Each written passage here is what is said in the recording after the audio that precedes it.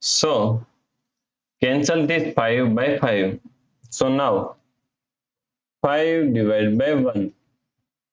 So 5 divided by 1 is equal to 5, right? But this answer is not correct. This answer is completely wrong. So now let's solve this problem correctly by using a PEMDAS rule, right?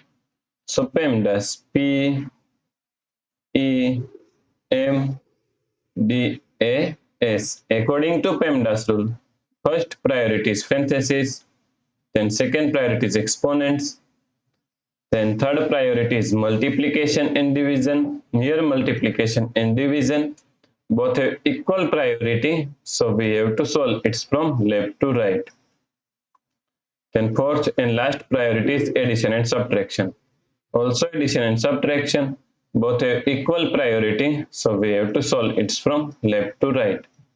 So in this question, here we have division and here multiplication.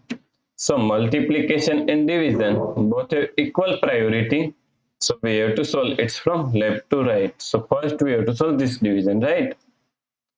So now 5. Now according to KCF rule, K means keep this first 5 as it is same. Then C means change this sign from division to multiplication. Then F means flip this fraction. 1 upon 5 is equal to 5 upon 1 times 5, right? Now 5 upon 1 is equal to 5, so we can remove this one, right? Now here we have multiplication and here multiplication, and both have equal priority, so we have to solve it from left to right. So first we have to solve this multiplication. So 5 times 5 is equal to 25 times 5. So 25 times 5 is equal to 125, right? So the correct answer is 125.